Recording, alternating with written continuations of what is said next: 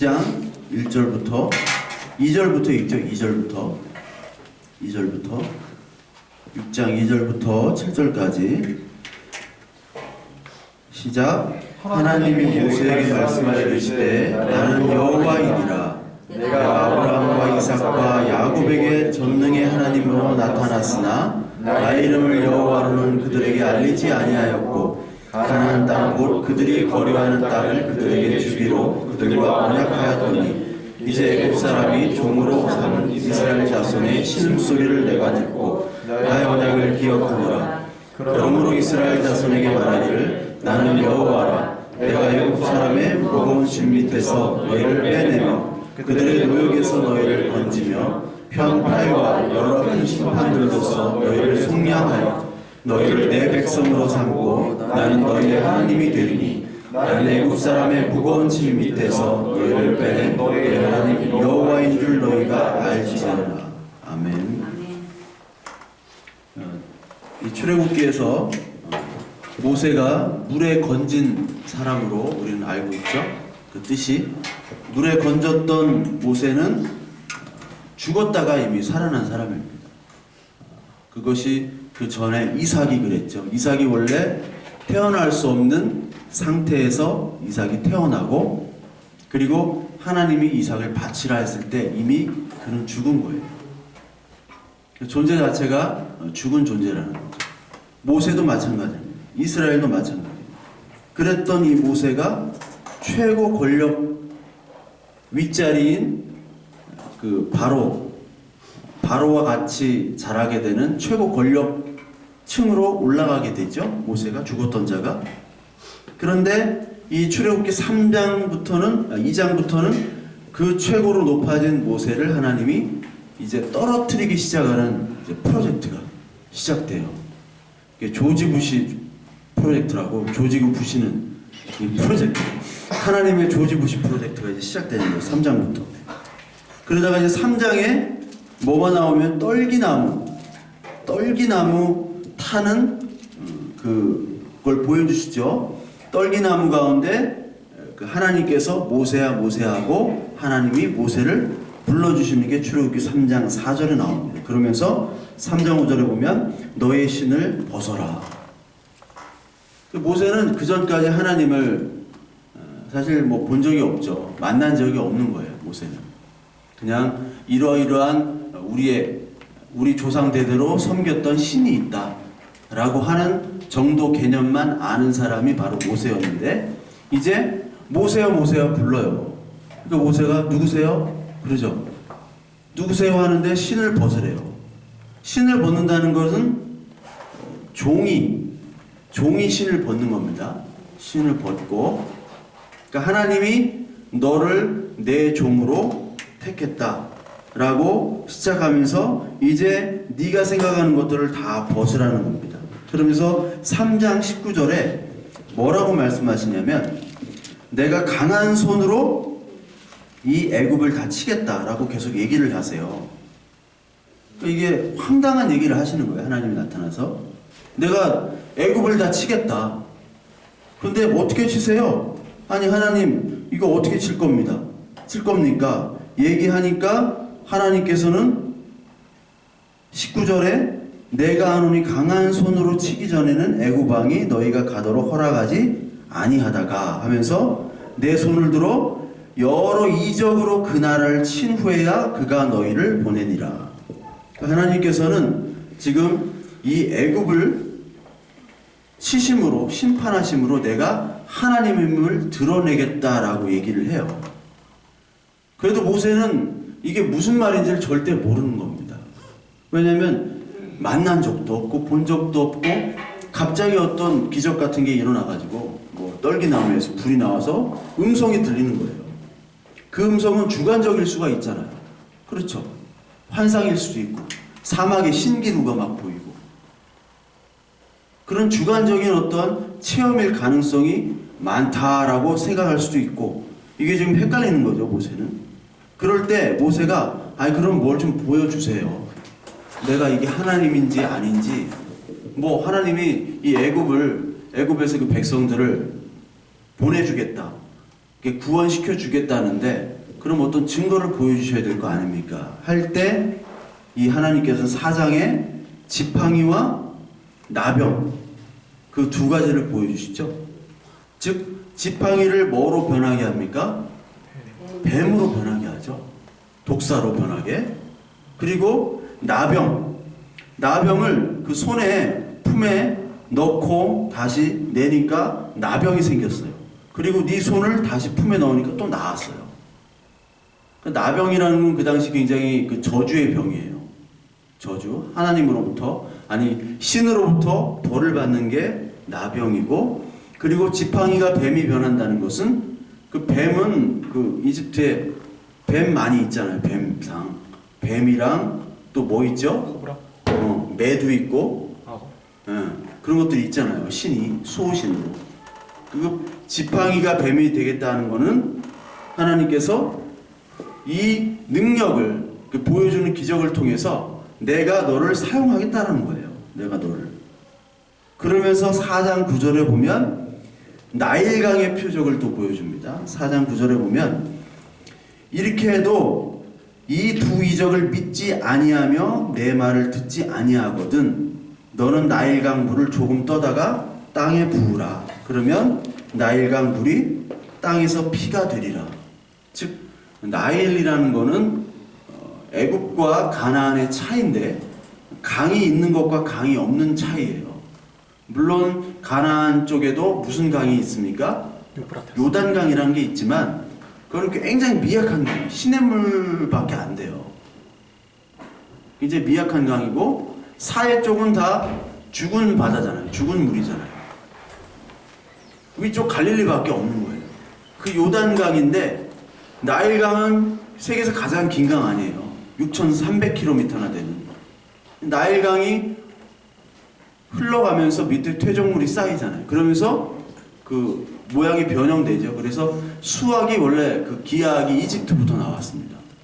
그러면서 그 퇴적물로 인해서 나일강은 늘 풍족한. 사실 이집트에는 여러 가지 신이 있는데 가장 높은 신이 태양신이라고 하지만 그 태양신보다 더 높은 신이 바로 나일강의 신이에요. 즉 부를 상징하는 겁니다. 부. 나일강을 죽이겠다라는 것은 바로 이 애굽에 있는 부함, 권력, 능력들을 다 죽이겠다라는 거예요.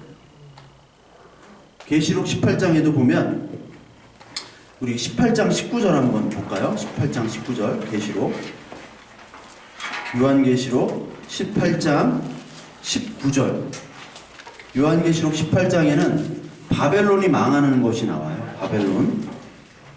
바벨론이 망하는 것이 나오는데 맨 뒤로 넘기면 18장 19절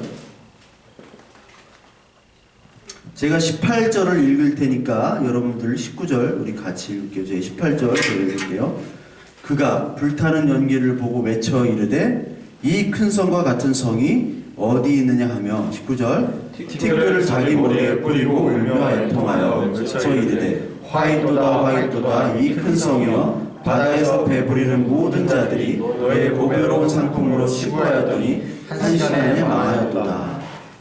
18장은 그 상인을 얘기해요. 상인. 그 거룩한 성이 아닌 큰 성 바벨론에서 돈을 벌고 부를 축적했던 그 상인들이 이 바벨론이 망하니까 어떻게 해요? 자기의 가지고 있던 상품과 재산들이 다 날아가죠? 한 시간에 망했다고 그래요. 한 시간에. 원 아워가 아니라 짧은 시간에 다 망했다는 거죠. 그러니까 망하면서 애고가는 거예요. 나일강을 저주했다는 것은 바로 이 바벨론의 상품, 상인, 그리고 부와 권력들을 하나님이 심판하겠다는 겁니다. 그럼 좋아요. 하나님이 심판한다고 해서 다시 이렇게 출애굽으로 넘어와서 심판한다고 그랬어요. 이 하나님의 기적도 보여주셨죠. 그러니까 지금 모세가 조금 자신감이 있겠죠. 자신감이 있어가지고 5장에 가면은 이제 모세와 아론이 바로 앞에 서다라는 제목으로 5장이 시작이 돼요. 딱 섰어요. 서서 바로에게 모세와 아론이 우리 이스라엘 백성들이 제사 드리러 하나님께, 우리가 여호와 하나님께 제사 드리러 좀 멀리 가야 된다. 우리를 내보내줘라 하니까 이 바로가 뭐라고 해요? 5장 2절에 보면 여호와가 누구이기에 내가 그의 목소리를 듣고 이스라엘을 보내겠느냐. 내가 여호와를 알지 못하니 이스라엘을 보내지 않겠다. 바로 입장엔 그렇죠. 자기가 신이고 자기가 신의 아들인데, 아니 갑자기 여호와 하나님이라고 하면서 우리를 해방시켜달라 하는 게 일하기 싫은 핑계로밖에 비춰지지가 않잖아요. 그래서 5장 9절부터는 노동의 강도를 더 세게 합니다. 그래서 뭐를 주지하냐면 집이 어떻게 생긴 집인지 모르겠어요. 볏집은 알겠는데 하여튼 풀 같은 거를 안 줬대요. 이게 그 집이 무슨 역할을 하냐면 사실 철근 같은 역할을 하는 거예요. 그 벽돌을 단단하게 해주는 역할. 그러니까 그 집을 안 주면은 집이라는 거를 그 국가에서 보관했습니다. 이 당시에는. 그래서 집을 줘야 되는데 집을 줘가지고 해야지 벽돌이 만들어지고 단단해지는데, 그걸 주지 않으면은 쉽게 생각하면 철근 없이 콘크리트 건물을 지을 수가 없잖아요. 다 무너지잖아요. 철근이 받치고 있는 거잖아요. 그렇듯이 이 벽돌을 만들지 말라는 거예요. 그리고 노동 강도는 더 세게 만듭니다.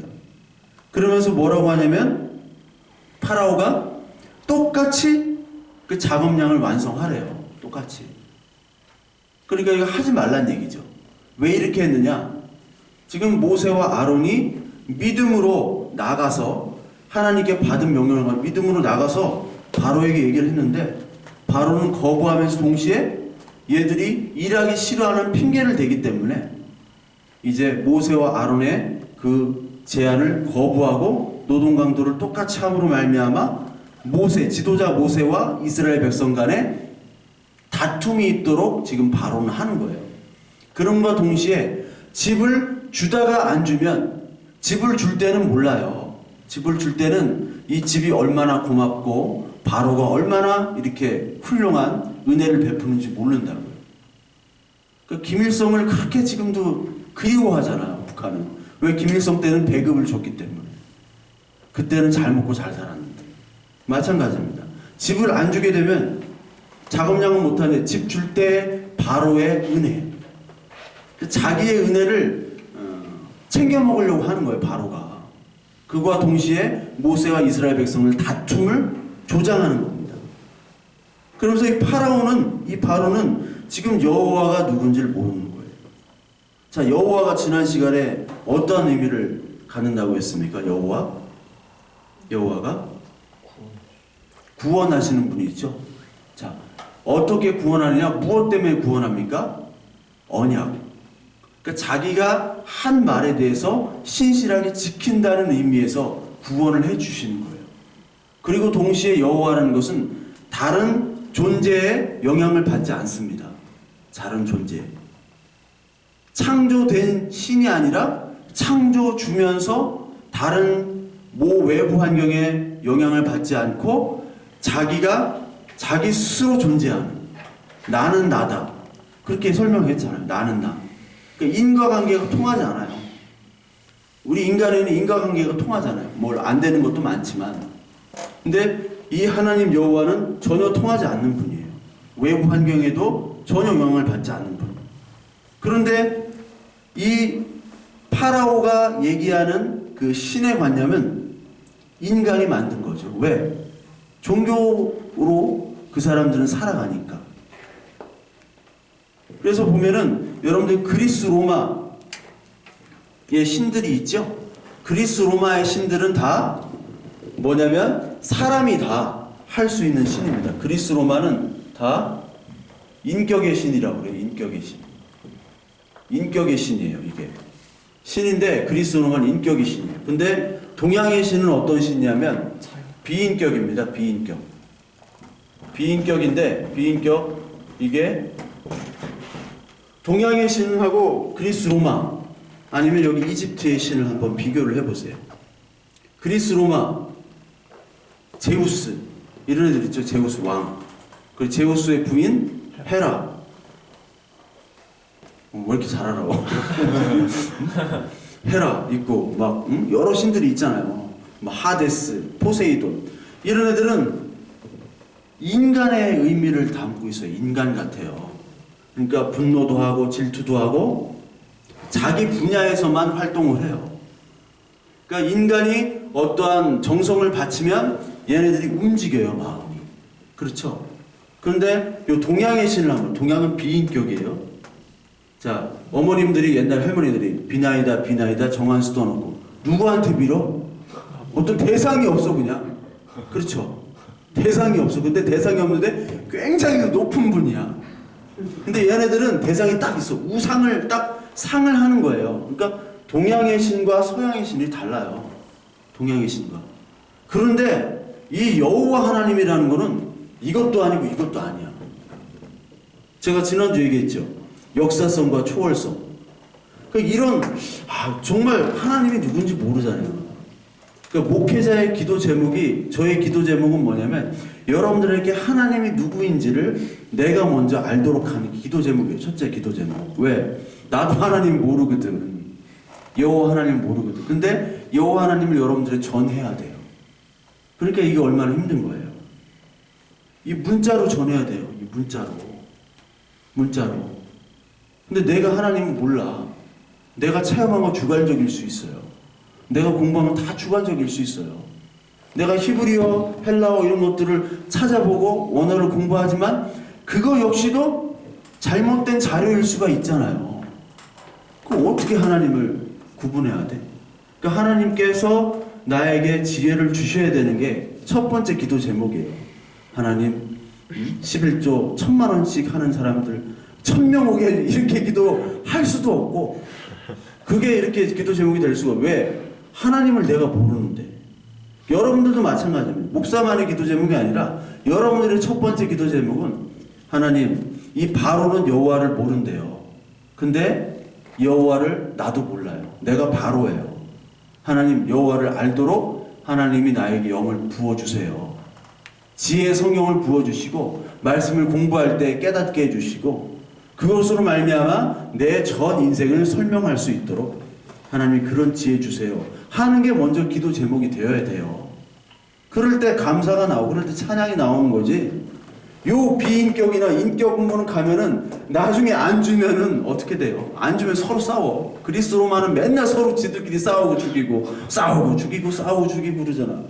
이거는 뭐 비나이다 뭐 언제 뭐 막연해요. 너무나 막연해. 하나님의 역사성은 이 두 개가 같은, 이게 역사성이에요. 인격은 실제 역사에서 드러나는 거. 초월적인 이 슈퍼내추럴한 절대 과학으로 인간으로 설명할 수 없는 이 비인격성까지 하나님은 동시에 갖춘 분이 여호와인데 이 파로와는 몰라요. 몰라.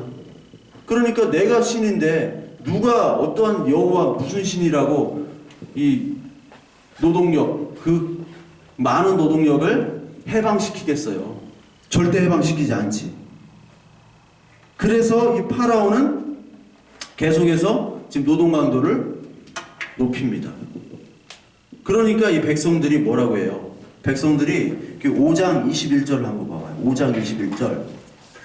출애굽기 5장 21절에 보면 20절 제가 읽을게요. 20절 21절 제가 읽을게요. 그들이 바로를 떠나 나올 때 모세와 아론이 길에 서 있는 걸 보고 그들에게 이르되, 이 같은 동족끼리 얘기하는 거예요. 너희가 우리를 바로의 눈과 그의 신하의 눈에 미운 것이 되게 하고 그들의 손에 칼을 주어 우리를 죽이게 하는도다. 여호와는 너를 살피시고 판단하시기를 원하노라.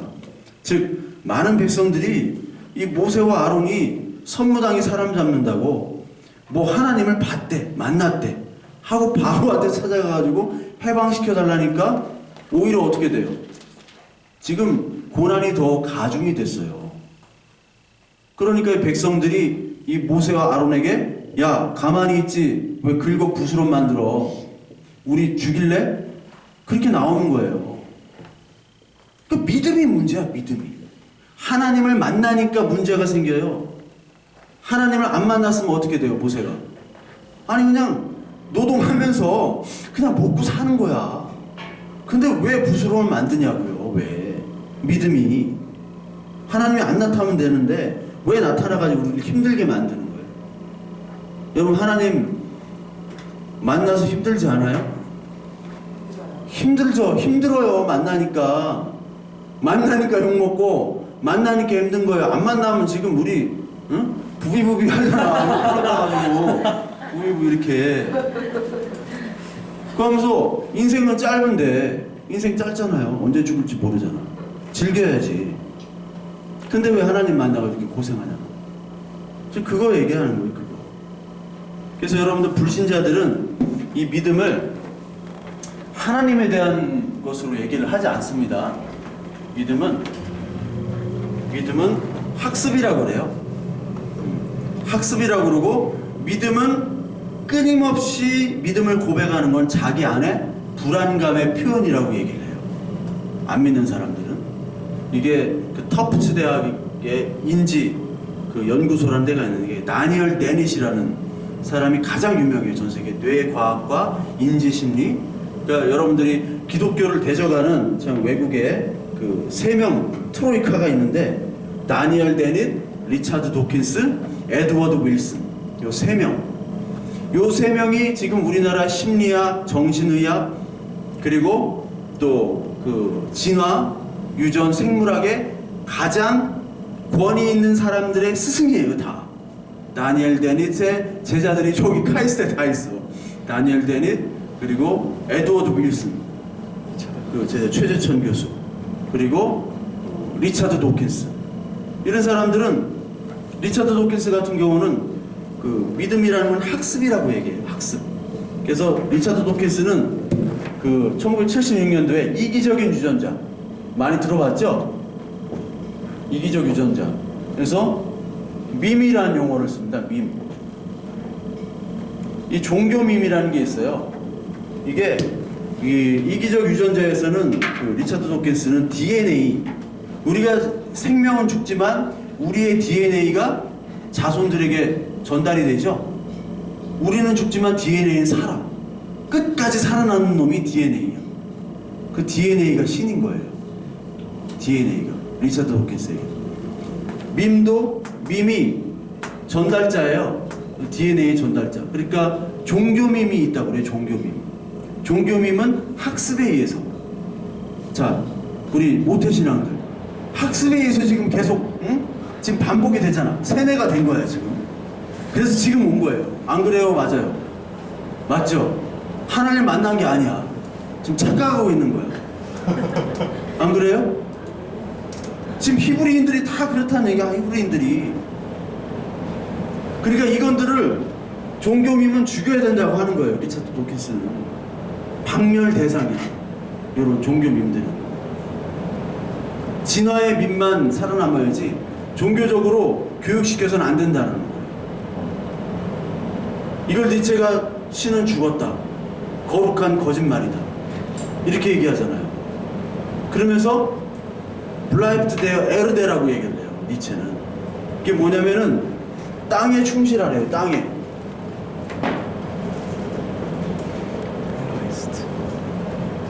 에르데가 땅인데 에덴 같죠? 에덴. 그 땅에 충실하라는 게 바로 구원이에요. 지난주에 스님이 오토바이 타셨죠? 이분은 이 땅에 충실하신 분이에요.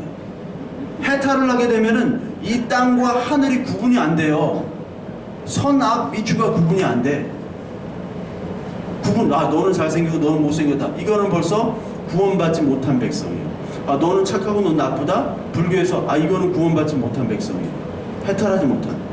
아주 못생긴 사람이 너무 잘생겼는데 이렇게 나와야 돼. 스님이 오토바이 저거 땡중 아니야? 저거 미친놈 아니야?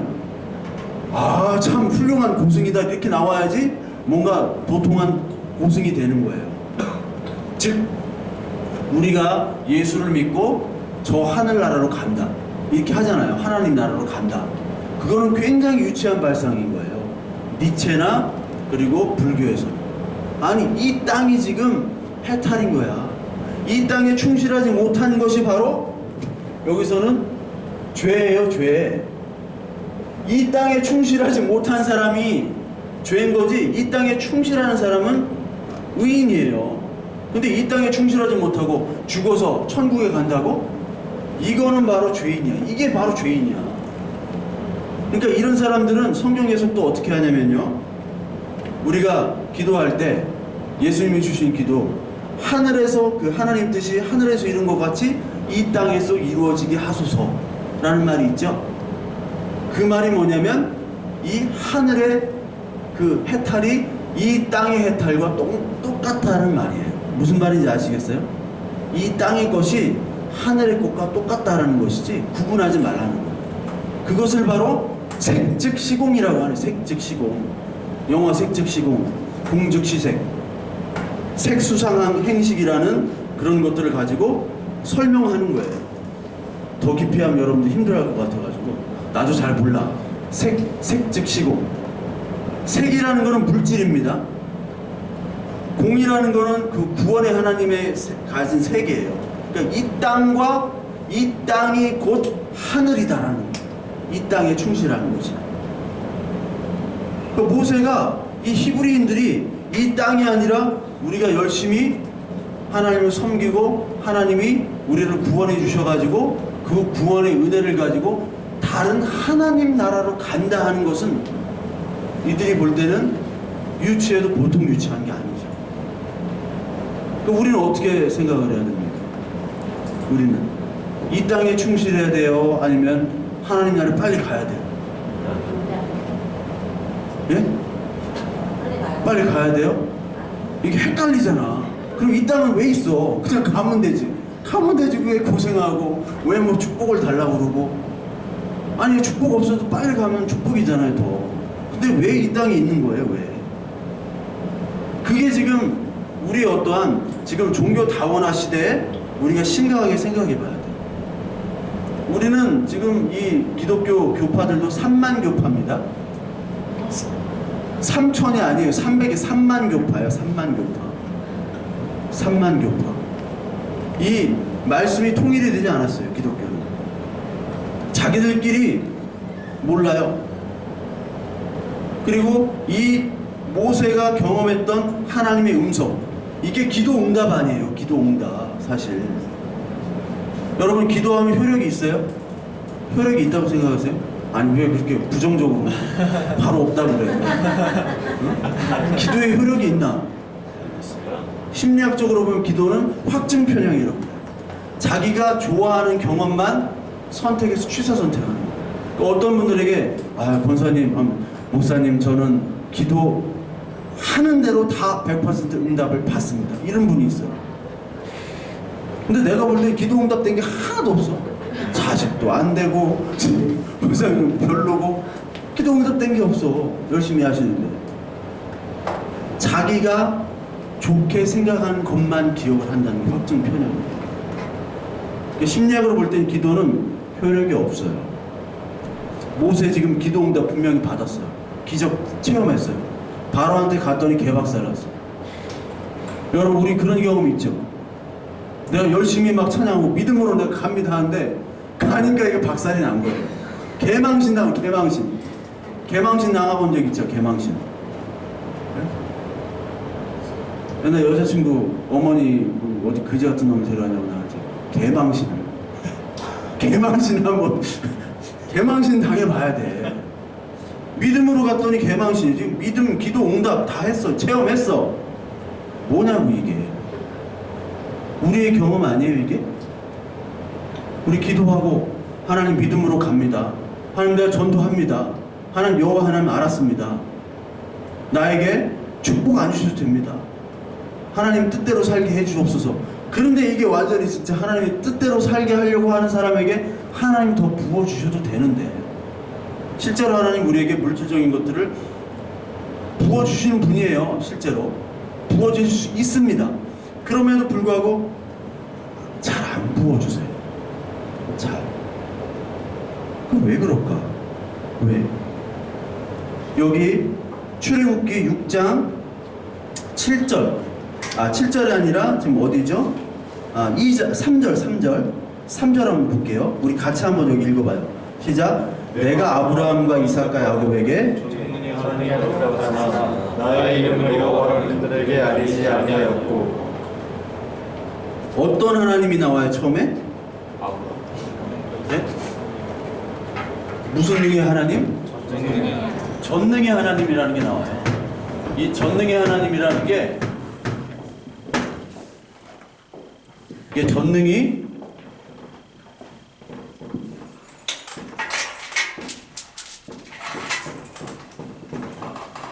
이게 엘샤다이라고 합니다. 엘샤다이. 엘샤다이란 말 들어보셨어요? 전능의 하나님. 이게 공략 불가의 하나님이에요. 절대로 공격할 수 없는 하나님, 능력자 하나님입니다. 그런데 전능의 하나님으로 그 조상들에게 나타났으나 여호와의 이름으로는 그들에게 나타나지 않았대요. 이거 거짓말이에요, 성경이. 제가 2주 전에 뭐라고 그랬어요? 창세기 2장 4절부터 여호와 하나님이라고 얘기죠? 기억 안 나죠? 창세기 2장 4절 한번 봐요. 창세기 2장 4절.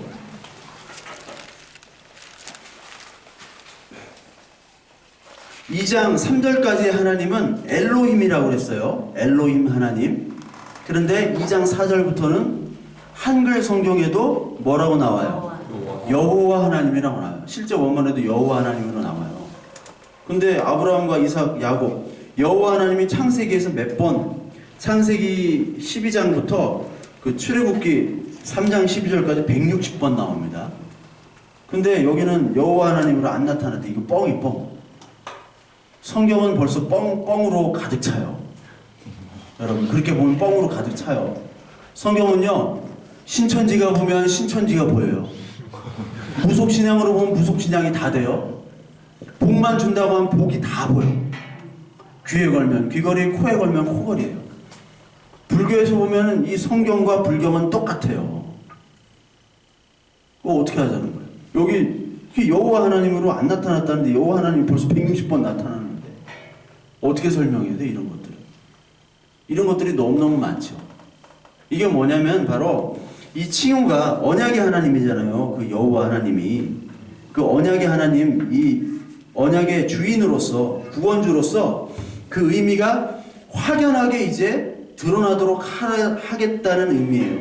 즉 구원, 언약에 따라 구원. 창세기 3장 15절 그리고 창세기 15장에 나타났던 그 언약의 하나님, 내가 너희를 구원할 것이다 라는 그 하나님이 출애굽에서 정확하게 나타나잖아요. 그 전까지는 구원과 언약에 대한 것들이 개념이 별로 없어요. 그런데 노예 살면은 구원이라는 개념이 오죠. 우리는 지금 구원이라는 개념이 별로 없어요. 그때 제가 말씀드렸듯이 일제시대 때의 구원, 해방은 확 오잖아요. 확 다가오잖아요. 마찬가지로 그런 의미에서의 이 엘샤다이 하나님에서 여호와 하나님으로 내가 나타날 것이다 라고 얘기하시는 거예요. 그러면서 출애굽기 6장 7절에도 여호와인 줄을 너희가 알 것이다. 그리고 7장 5절에도 보면 내가 내 손을 애굽 위에 펴서 이스라엘 자손을 그 땅에서 인도해 낼 때야 애굽 사람이 나를 여호와인 줄로 알 것이다. 자, 7장 5절부터는 애굽 사람이 이제 여호와인 줄 알 것이다. 여호와와 다른 하나님의 신, 다른 신들은 엘샤다이 하나님일 수도 있어요. 능력을 주시고 우리가 특히 출애굽기 같은 거 할 때는 능력에 막 하나님 기적을 베풀어서 10가지 기적 재앙을 통해서 아 정말 하나님이 능력자시구나. 우리 교회가 막 한 달에 100명씩 막 등록하고 3년 만에 막 10,000명 교회가 된다고 생각해봐. 생각만 해도 좋잖아요. 나도 월급도 받고 얼마나 좋아. 차도 막 이렇게 자전차 대신 막 이렇게 타고 다니고 얼마나 좋아요. 근데 그런 것을 딱 보면 이게 엘샤다이 하나님이야. 엘샤다이 하나님만 보여. 우리는 그것만 원해요. 근데 여호와 하나님은 우리는 좀 별로 싫어하는 것 같아. 안 그래요? 엘샤다이는 원하는데 이제 애굽 사람이 여호와 하나님. 아, 이게 우리가 생각하는 그런 신이 아니라 여호와 하나님은 우리가 생각하는 것과 전혀 다른 신이구나라는 것을 애굽인들 이 세상에 보여주겠다는 거예요. 이스라엘 백성뿐만 아니라. 동시에 8장 10절에도 똑같이 말씀을 하시고 8장 22절에도 여호와 하나님을 얘기를 하세요. 그 다음부터 이제 7장부터는 뭐를 하시냐? 하나님이 전쟁을 하십니다. 하나님의 전쟁이에요. 하나님의 전쟁. 누가 하냐면 이게 하나님이 하시는 거예요. 이게 성전입니다. 성전. 하나님이 전쟁을 하시지 지금 이스라엘 백성들은 가만히 손 놓고 있는 거예요. 하나님이 지금 뭐부터 시작해요?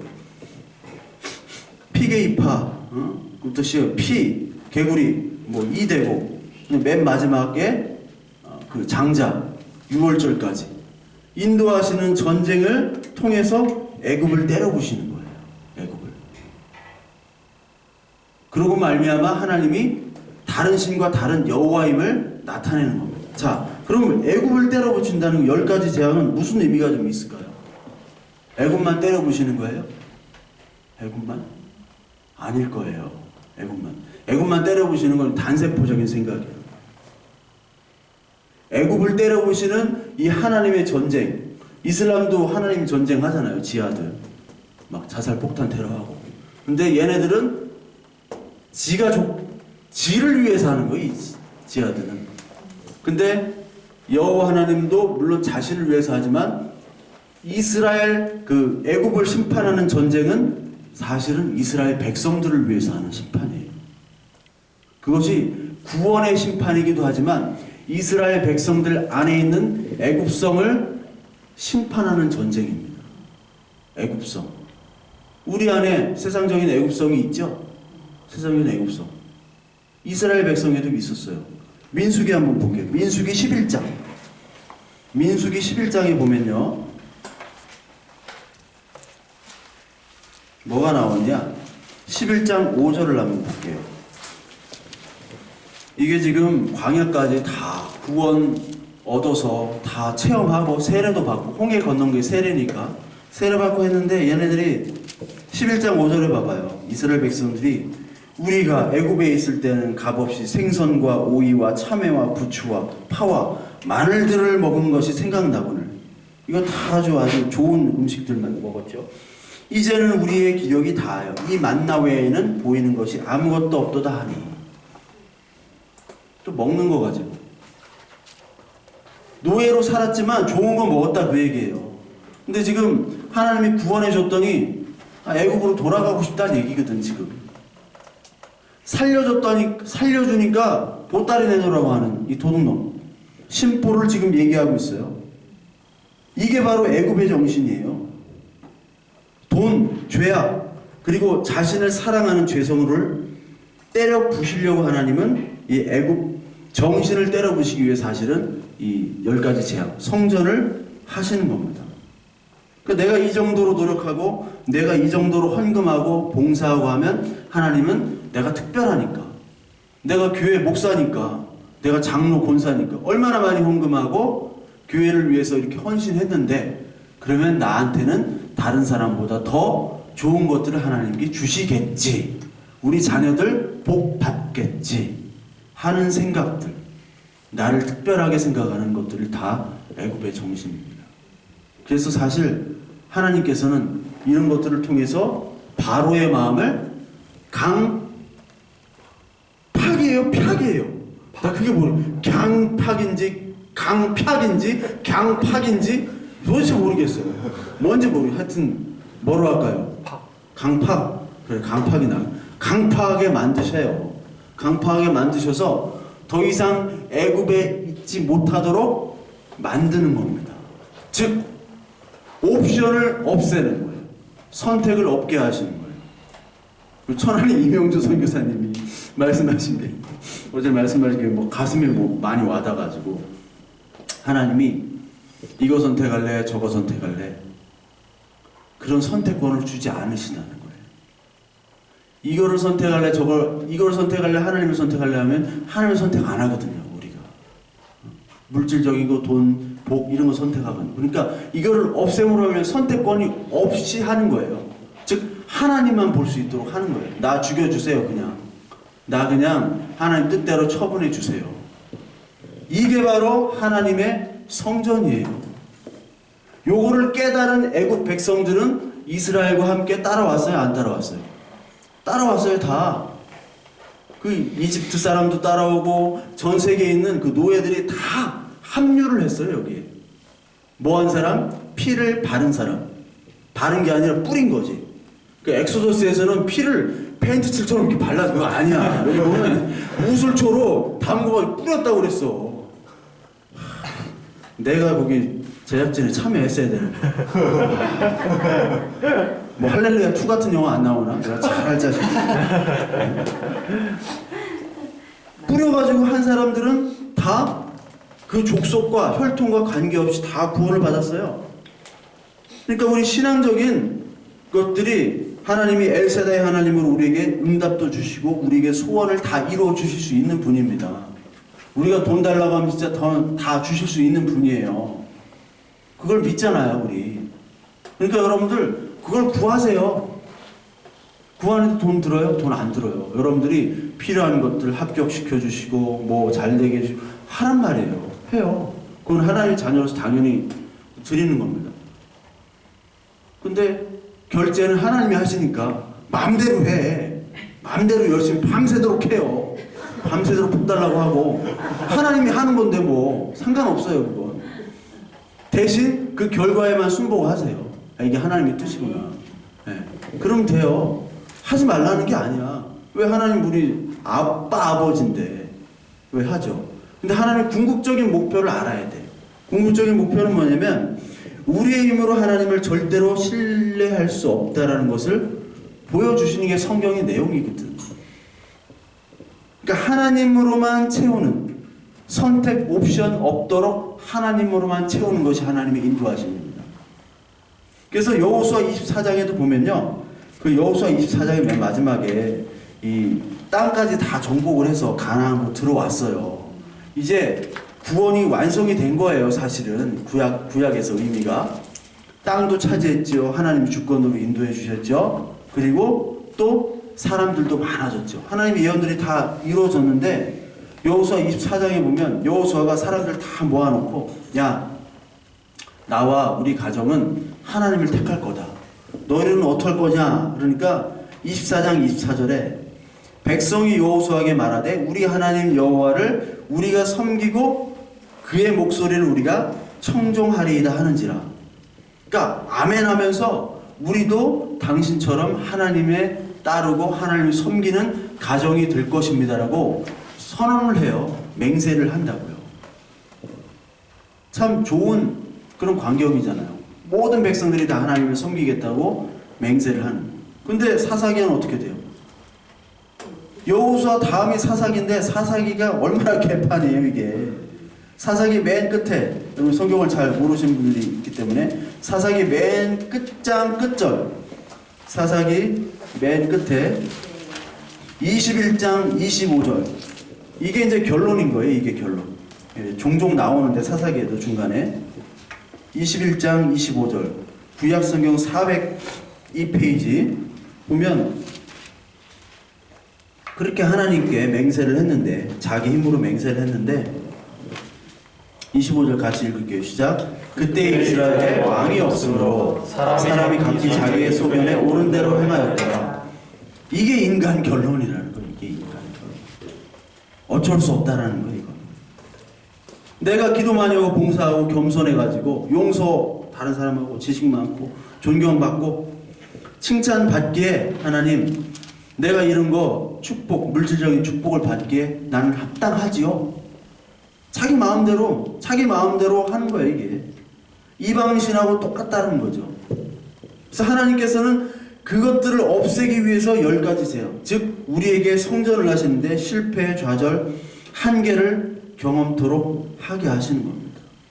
즉 엘샤다이가 하나님, 그 능력의 하나님에서 여호와 하나님, 언약을 이루어 가시는 하나님 방법대로 이루어 가시는 하나님.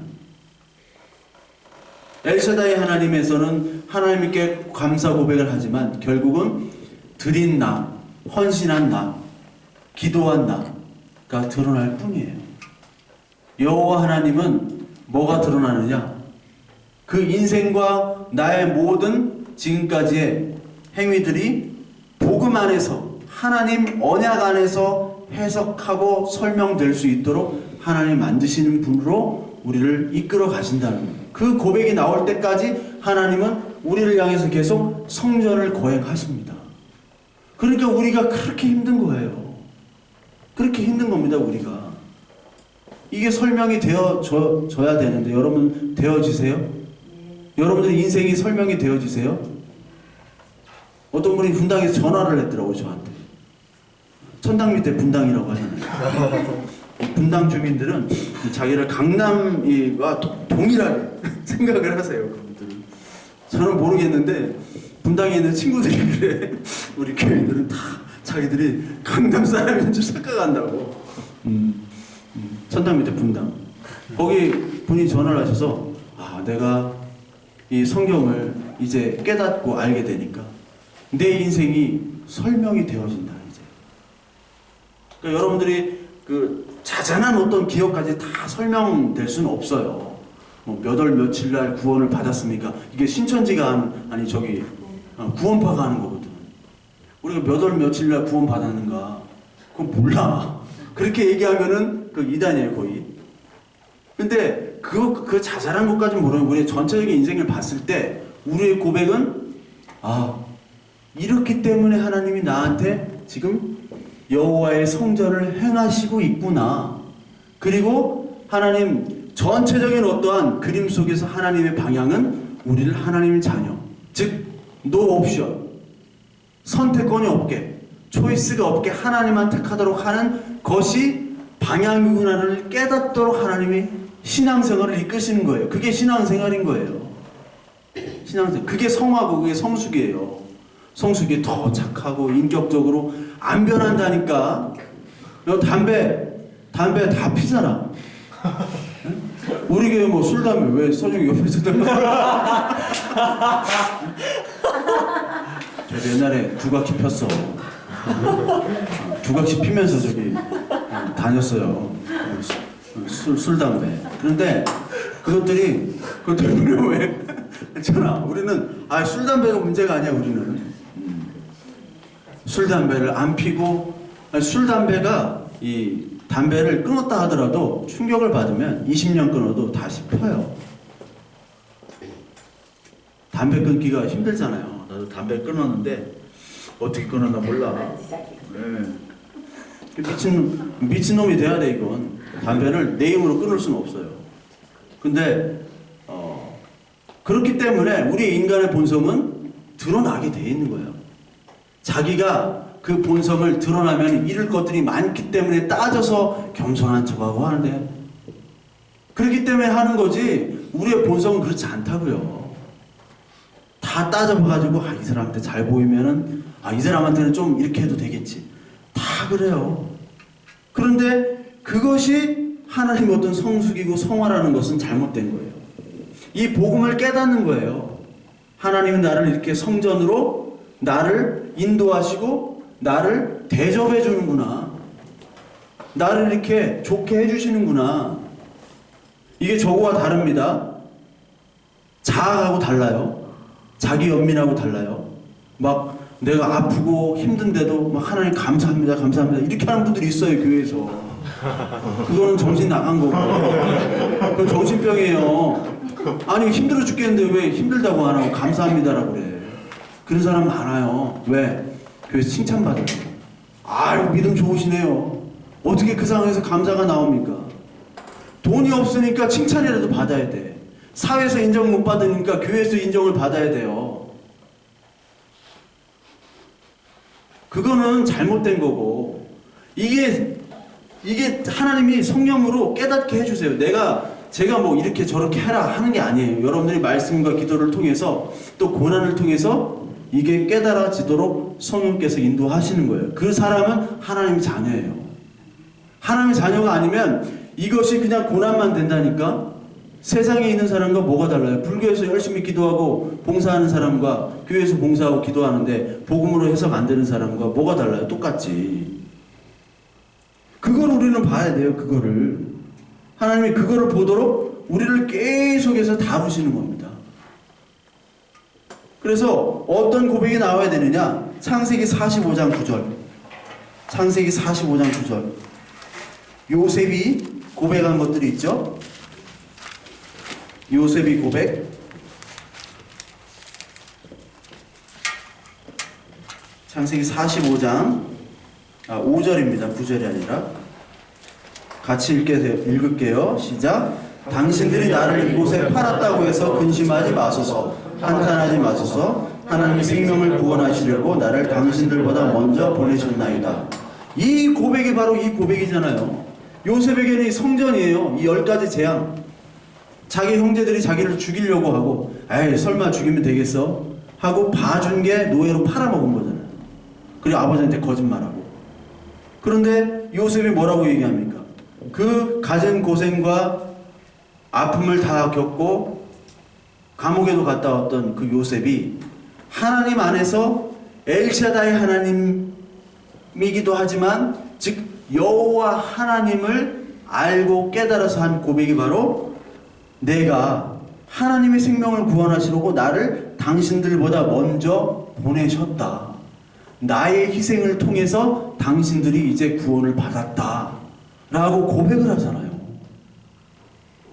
이 고백이 진짜 고백인 거예요. 믿음의 고백. 모세도 그런 하나님이 넌 여기까지다라는 딱 사인을 딱 주셨어요. 거기에 딱 순종했고, 여호수아도 마찬가지고, 다윗도 마찬가지고. 결국은 그리스도께서 그러셨잖아요. 그리고 나중에 바울이 그랬고. 그 하나님의 자녀, 제자인 우리들은 당연히 이런 고백을 해야 된다는 것이다. 뭐를 통해서요? 우리가 할 수 없기 때문에 하나님이 우리를 전쟁을 일으키시는 거예요. 지금 우리의 마음속에, 우리의 삶 속에서. 여기에 여러분 아멘 하시죠? 여기에 아멘이 되면은 여러분들은 하산하셔도 되는 거야. 뭐 나오지 마세요. 나오지 마. 뭐 이제 다 근무도 재택근무로 나갈 거야. 교택근무를 뭘 해야 되나 해서 모르겠지만 안 나와도 돼. 그냥 계좌로 쏴주시면 계좌로만 쏴주시면 돼. 안 나와. 나도 편해. 지금 여러분들 숫자가 제가 감당할 수 없는 숫자예요. 지금도 그래요. 솔직히 그래요. 나도 감당이 안 되는데 어떻게 이 많은 인원을 감당을 해요. 하나님이 이런 고백을 하도록 여러분들의 삶 속에서 하나님이 여러분들을 대접해 주시는 거다 라고 여러분들 오늘 믿으시면 아멘 하면 끝이야.